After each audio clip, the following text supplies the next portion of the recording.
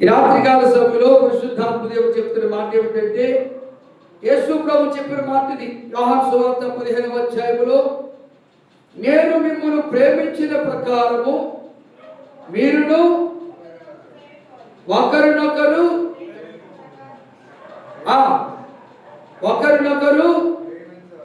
ప్రేమింపవలెనని నా ఆజ్ఞ. అది అక్కడ రావాలని సగం కట్ చేస్తే ఎట్లా?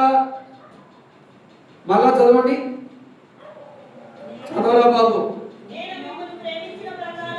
నేను మిమ్మల్ని ప్రేమించిన ప్రకారం మీరు ఒకరినొకరు ప్రేమింపవలెననుటయే, అది ప్రేమింపవలెననుటయే నా ఆజ్ఞ. దేవుని ఆజ్ఞ ఎవరైతే అనుసరిస్తారో వెంబడిస్తారో వారు దేవుని మాట ప్రకారము జీవించిన వారు అవుతారు. మరి నాడు దేవుడిచ్చిన ఆజ్ఞ ఎంతమంది కైకొంటున్నారు? సేవకులైనా సేవకురాండ్రులైనా సంఘ పెద్దలైనా సంఘములను విశ్వాసులైనా మార్తమ్మ అంటే మరియమ్మ పడదు. మరి మార్తమ్మ చేసే ప్రార్థన మరియమ్మ చేసే ప్రార్థన అంగీకరిస్తాడా? అంగీకరించు. ఎవరికి? ఈ పాస్టర్ గారు అంటే పాస్టర్ గారికి పడదు, ఈ అమ్మగారి కంటే మరొక అమ్మగారికి పడదు. కాబట్టి మన ప్రార్థనలు దేవుడు అంగీకరించాలంటే మనము యేసయ్య మనల్ని ఎలా ప్రేమించాడు, అది ఆ పాయింట్ గుర్తు చేసుకోవాలి. యేసయ్య మనల్ని ప్రేమించి తన ప్రేమ యొక్క నిర్వచనం ఎలా చూపించాడు? తన ప్రాణమే మన కోసం త్యాగం చేశాడు.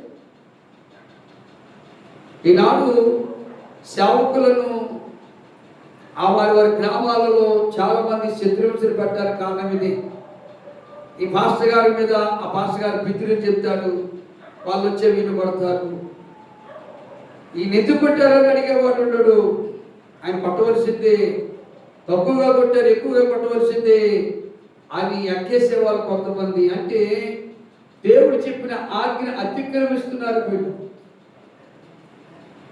అందుకే యేసయ్య మనల్ని ఎలా ప్రేమించాడో మనము ఒకరినొకరు అలాగా ప్రేమించుకోవాలి. కింద ఏమంటారు చదవండి, కింద ఒక మాట.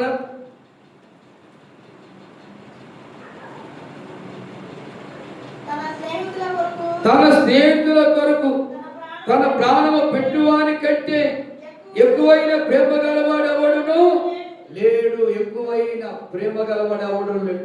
తన స్నేహితుల కొరకు తన ప్రాణము పెట్టువాని కంటే ఎక్కువ ప్రేమ గలవాడు ఎవడు కూడా లేడు. మరి నాడు స్నేహితుల కొరకు ప్రాణం పెట్టేవాడు ఉన్నాడు. ఆయన తాకాయ పాపం నోట్లోకి గుడ్డేలు దొరికిపోతాయి, అటు అక్కడ ఇటు ఇక్కడ. దేవునికి స్తోత్రం చెప్పండి, హల్లెలూయా. ఇక్కడ తన స్నేహితుల కొరకు తన ప్రాణం పెట్టివాని కంటే ఎక్కువైన ప్రేమ గలవాడు లేడు. నేను మీకు ఆజ్ఞాపించిన వాటిని చేసిన ఎడలా, అది దేవుడు మనకి ఏదైతే ఆజ్ఞాపించాడో అది చేస్తే అది మనము దేవుని స్నేహితులమై ఉంటాం. చేయకపోతే దేవునికి శత్రువులు అవుతాం. అదవుతుందండి. యేసు ప్రభు ఏం చెప్తున్నాడు ఇక్కడ? నేను మీకు ఆజ్ఞాపించిన వాటిని చేసిన యెడల మీరు నా స్నేహితులయ్యుదురు. అమ్మా, మనం దేవునికి స్నేహితులు అవ్వాలంటే దేవుడు చెప్పింది మనం చెయ్యాలి. దెయ్యం చెప్పింది చేయకూడదు, కులస్తులు చెప్పింది చేయకూడదు, బంధువులు చెప్పింది చేయకూడదు, రాజకీయ నాయకులు చెప్పింది కూడా చేయకూడదు. చేయకూడదని బాగానే చెప్తున్నాం, కానీ చేసేదంతా అదే చేస్తాం. కులస్తులు చెప్పింది చేస్తాం, మా కులమండి అంటాం. బంధువులు చెప్పింది చేస్తాం, మా బంధువులండి అంటాం. ఊరోళ్ళు చెప్పింది చేస్తాం, మా ఊరోళ్ళు అంటాం. రాజకీయ నాయకులు చెప్పింది చేస్తాం, మా పార్టీ వాళ్ళు అంటాం. మరి యేసయ్య గారు నీకు ఎలా స్నేహితుడు అవుతారు? మనము యేసయ్యకు స్నేహితులుగా ఉండాలంటే మనం ఎవరు చెప్పించేయాలండి? మా పెద్ద కొడుకు చెప్పాడండి, అందుకే చేశానంటే దేవునికి స్నేహితురాలు అవుతావా. మా ఆయన చెప్పాడండి, అందుకే అది తిన్నానండి అంటే దేవునికి స్నేహితుడు అవుతావా? అవు. మా ఊరోళ్ళు చెప్పారండి, అలా చేశారండి. నీవైనా నేనైనా ఎవరైనా ఎవరు చెప్పి చేయాలి? నిజమేనా? నిజమేనా?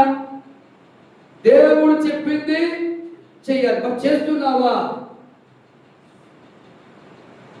దేవుడు చెప్పింది చేయగలుగుతున్నావా?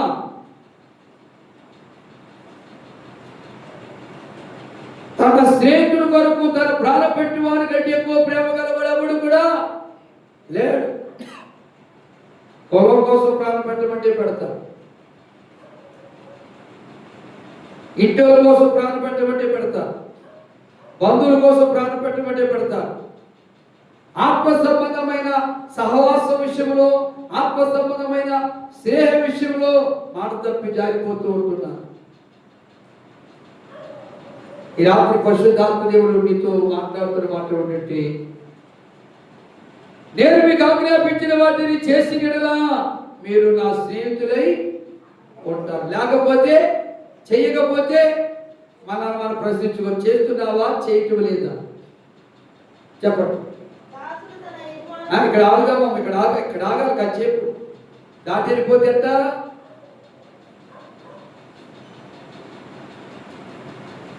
మా తమ్ముడికి బాగోలేదండి, పరిగెత్తుకుని వెళ్ళిపోతాం. పక్కన పాస్టమ్మకి బాగోలేదండి, రేపు వెళ్దామని. లోదేవ గారు వెళ్ళారంటే నేను కుదరదులే, 4 రోజులు కుదరదులే, నాకు కుదిరినప్పుడు వెళ్తానని వెళ్తే వెళ్ళు. అదే తమ్ముడికైతే తాగుబోతుడైనా, తిరుగుబోతుడైనా, దొంగైనా, వ్యభిచారైనా, మాసగాడైనా, అబ్బో తమ్ముడా లేనిపోయిన కుర్రాలు తీసుకుంటూ వెళ్ళిపోతాం. కానీ నీతో పాటు స్నేహం చేస్తూ, నీతో పాటు పరిచయం చేస్తూ, నీతో పాటు దేవుడి పని చేస్తున్న సేవకుడు కానీ సేవకురాలు కానీ ఏదైతే రేపు వెళ్దామని, ఖాళీ ఉన్నప్పుడు వెళ్దామని ఎన్ని వాయిదాలు వేసుకుంటావు. మరి ఏది నిజమైన ప్రేమ? ఏది ఆత్మ సంబంధమైన ప్రేమ? ఏది యథార్థమైన ప్రేమ?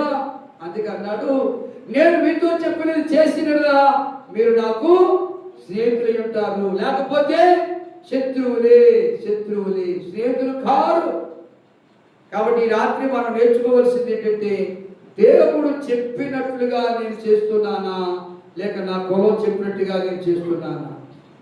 మీరు చాలా మంది పెళ్లికి వెళ్తున్నారు, అక్షంతలు ఏమంటే పశువు గింజలు కలిపింది అక్షంతలు అలాగే వెళ్తున్నారు. సిగ్గు లేదు? నువ్వు రక్షణ పొందావు కదా, నువ్వు మారు మనసు పొందావు కదా, నీకు ఏ సేవకుడు చెప్పలేదా? ఏ పాస్టర్ గారు చెప్పలేదా? ఏమంటే తోరణాకులు కట్టమంటే కడుతున్నారు, నలుగేయమంటే నలుగేస్తున్నారు. ఇవన్నింటో తెలుసా? అన్ని జనులు చేసే పనులు ఇవి, క్రైస్తవులు చేసే పనులు కావు. మరి ఇంతకీ క్రైస్తవులు చేసే పనులు ఏంటయ్యా? కొంతమంది గంగిరెద్దులా తిప్పుతున్నారు. కకృతి వ్యవహారం. రేపు నీ కొడుకుని గంగిరెద్దులా తిప్పుతావమ్మా, ఆ మేనతో బట్టలు పెడతారు, ఈ మేనతో బట్టలు పెడతారు. బట్టలో దేవుడు ఇవ్వలేడా? అందుకే వస్త్రము కట్టే ప్రాణము గొప్పది కదా అన్నారు. గంగిరెద్దులా తిప్పకండి, చెప్పడానికే. ఇస్సాకుని ఎక్కడికైనా తిప్పారా? యాకోబుని ఎక్కడికైనా తిప్పారా? మరి మీరు తిప్పుతున్నారంటే యేసయ్యకే మీరు పాటలు నేర్పుతారు అన్నమాట. అంటే ఎవరు చెప్పింది చేస్తున్నారు మీరు? దేవుడు చెప్పింది చేయకూడగా దెయ్యం చెప్పింది చేస్తున్నారు. మరి దేవునికి మిత్రులు అవుతారా శత్రువులు అవుతారా? శత్రువులే. అందుకంటున్నాడు, నేను మీకు ఆజ్ఞాపించినది చేసినలా మీరు నాకు స్నేహితులయ్యుందురు, లేకపోతే శత్రువులే. దేవుడు చెప్పింది చేయడానికి ఇష్టపడండి, అప్పుడు మీరేమవుతారు? ఆడెవడో 100 రూపాయలు ఇస్తాడని, ఈడెవడో 500 ఇస్తాడని, ఆడెవడో పలవ పెడతాడని, ఈడెవడో బట్టలు ఇస్తాడని ఆ చెప్పిన మాటలు మీరు పరుగులు ఎత్తుకుంటూ వెళితే మీరు దేవుని స్నేహితులు కాదు. తెలుసుకోనండి ఈ సత్యం, ఈ వాస్తవాన్ని తెలుసుకోనండి. మన దేవుడు చేతగాని వాడా? నువ్వు అభిషేకం పొందిన వ్యక్తి కదా, మారు మనసు పొందిన వ్యక్తి కదా, రక్షణ పొందిన వ్యక్తి కదా. ఒక తాగుబోతుడు, ఒక తిరుగుబోతుడు, ఒక రౌడీ, ఒక మోసగాడు, ఒక రాజకీయ నాయకుడు ఇచ్చే కక్కుర్తి వస్త్రాల కోసం పరిగెత్తుకుని పోతున్నావంటే నీ రక్షణ ఏం చేసావు? నువ్వు రక్షణ వస్త్రాన్ని అమ్మేసుకున్నావు అక్కడ. అది కోల్పోయే రక్షణ వస్త్రం. మన దేవుడు చేతగాని వాడండి జోషువ గారు. మరి ఎందుకు పరిగెత్తుకుని పోతున్నాం? ప్రతి చోట కూడా పోతున్నాం. పెద్ద అన్నాడండి. ఒక ఆయన అన్నాడట నరకంలో, అరే జోషువ ఏంటి ఎందుకు వచ్చాడంటే, జ్ఞానరాకుడుగా మన సంఘ పెద్ద కూడా వచ్చాడు. సంఘ పెద్ద దానిలో ఎందుకు వచ్చాడు? జ్ఞానరాకుడు కదరా మన పాస్టర్ గారు కూడా వచ్చాడు. ఏడు పాస్టర్ గారు, జోషువ గారు ఏంటి నువ్వు వచ్చాడే? జ్ఞానరాకుడు మా పెద్ద పాస్టర్ గారు కూడా వచ్చాడు. చూడండి, ఏంటి పెద్ద పాస్టర్ గారు మీరు వచ్చారు ఏంటంటే, అరే మా బిషప్ గారు కూడా ఇలా చెప్పుకుంటున్నారట. అంటే సత్యాన్ని, క్రమాన్ని, నీతిని ఎడగని ప్రజలుగా మనం ఉంటున్నాం. ఎవడు వస్తే నీకు ఎందుకండి? నీ రక్షణ వస్త్రం నువ్వు కాపాడుకో, నీ నీతి వస్త్రం నువ్వు కాపాడుకో, నీ మహిమ వస్త్రం నువ్వు కాపాడుకో, నీ ప్రశస్తోత్రం నువ్వు కాపాడుకో, నీ పెళ్లి వస్త్రం నువ్వు కాపాడుకో. దేవుడు చెప్పిన మాట ప్రకారం మనం చేస్తే ఆ దేవుని రాజ్యానికి వారసులు అవుతాం. 10 మంది కన్యకులు వచ్చారు కానీ 5 మాత్రమే ఎత్తబడ్డారు, 5 విడవబడ్డారు. వాళ్ళ కన్యకులే, వీళ్ళ కన్యకులే. వాళ్ళు వీళ్ళు కూడా పరలోక రాజ్యానికి వెళ్ళాలని ఆలోచన కలిగినటువంటి వాళ్ళే. కానీ ఈ 5 ఏంటంటే లోకం చెప్పినట్టు, కులం చెప్పినట్టు, బంధువులు చెప్పినట్టు, స్నేహితులు చెప్పినట్టు చేసినటువంటి వారు వీళ్ళు. అందుకే వీళ్ళు సత్యవాక్యం లేదు కనుక, నీతి వాక్యం లేదు కనుక దీపం వెలగట్లేదు, ఆత్మదీపం మారిపోతుంది. కానీ వీళ్ళు తెగించి ఎవరిళ్ళు షడ్రకు, మెషకు, అబేద్నెగో లాంటి వాడు, దానియేలు లాంటి వాడు, ఇస్సాకు లాంటి వాడు, అబ్రహాము లాంటి వాడు. అబ్రహాం చూసారా, నీ కొడుకుని 10 మాట వచ్చేసారు. ఏమంటే అయ్యగారు అమ్మగారు 10వ భాగం ఇస్తున్నారా? అసలు తీస్తున్నారా? లేదు. ఈ 10వ భాగం ఇవ్వకపోతే మీ హృదయం ఇస్తారు దేవునికి? అబ్రహాం కొడుకుని ఇవ్వడానికి వచ్చాడండి, ఇది పరీక్షలో గెలిచాడు. మరి మీరు ఏమన్నా లూమి అమ్మగారికి ఎవరన్నా వచ్చి 10,000 రూపాయలు కట్టించారనుకో, 10,000 రూపాయలు కట్టించారు. అబ్బా ఓహో 10,000 రూపాయలు కట్టొచ్చింది, ఏం చేయాలి తమ్ముడా, ఏం చేయాలి అన్నయ్య, వాళ్ళందరూ పూజ చేస్తుంది. కానీ అయ్యారు ప్రతి ఆలయానికి మీ ప్రాంతానికి వస్తున్నాం, ప్రతి 2వ ఆదివారంలో నాకు సంస్కారం ఇస్తున్నాం. నాకు ఎవరో వచ్చి 10,000 ఇచ్చారు, అందులో 1,000 రూపాయలు కానుక దశభాగం మీద ఇస్తున్నావా? అవి కూడా నేనే పాస్టర్ పనిగా తినేస్తున్నావా? దేవుడు పరీక్షిస్తాడు. ఒక్కొక్కసారి పరీక్ష పెడతాడు. ఆ పరీక్షలో నీవు నేను గెలవాలి. అబ్రహాం పెట్టిన పరీక్ష గెలిచేదే లేదా? తన ఏకైక కుమారుని బలివటానికి వెలిగింజా వేయలేదు. మరి నీకు 10 రూపాయలు ఇస్తే 9 రూపాయలు తీసుకోబట్టి ఆ 1 రూపాయి కూడా దేవునికి ఇవ్వడానికి ఎందుకు వెలిగింజ వేస్తున్నావు? అంటే నీలేము లేదు, త్యాగము లేదు, విశ్వాసము లేదు. అంటే దేవుడు చెప్పింది చేయటం లేదు. దేవుడు చెప్పింది చేయటం లేదు కనుక నువ్వు దేవుని స్నేహితురాలవు కావు, దేవుని స్నేహితుడవు కావు. ఎవరెవరో చెప్పింది చేస్తున్నావు. ఇప్పుడు పాల్గొనగా ఏమైనా చేయగల దేవుడు మనకున్నాడని తెలుసుకుని భక్తిహీనులు పిలిచినప్పుడు, లోకస్తులు పిలిచినప్పుడు, అన్ని దేవుళ్ళు పిలిచినప్పుడు ఎగబడి పరుగులెత్తుకుంటూ పోతున్నారు. దేనికి చెప్పండి? అందుకే ప్రభు అన్నాడు, మిమ్మల్ని బట్టే కదా నా నామం అన్ని జనుల మధ్య దూషించబడుతుంది. ఆ రాజకీయ నాయకులు ఏమంటున్నారు తెలుసా? ఓ పలవ మొక్కేస్తే చాలు పాస్టర్లు వచ్చి పడతారు, పాస్టర్లు వచ్చి పడతారు. ఓ కవరిస్తే చాలు వచ్చి పడతారు, ఎంతమంది రావాలన్నా. అంటే దీనివల్ల దేవునికి ఏమొస్తుంది? అవమానం. మనలో ఏం రావాలి?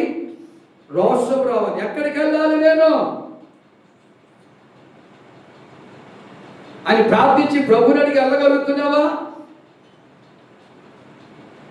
పెద్దయ్య రమ్మని పరిగెత్తుకుంటూ పోతున్నావు, చిన్నయ్య రమ్మని పరిగెత్తుకుంటూ పోతున్నావు, సగ పెద్ద రమ్మని పరిగెత్తుకుంటూ పోతున్నావు. ఎక్కడికి నువ్వు వెళ్ళేది?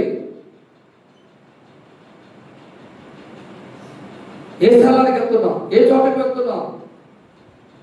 నీ దేవుడు నీకు ఇవ్వడా? నువ్వు మోకరించి ప్రార్థన చేస్తే దేవుడు తప్పకుండా నీ అవసరాలు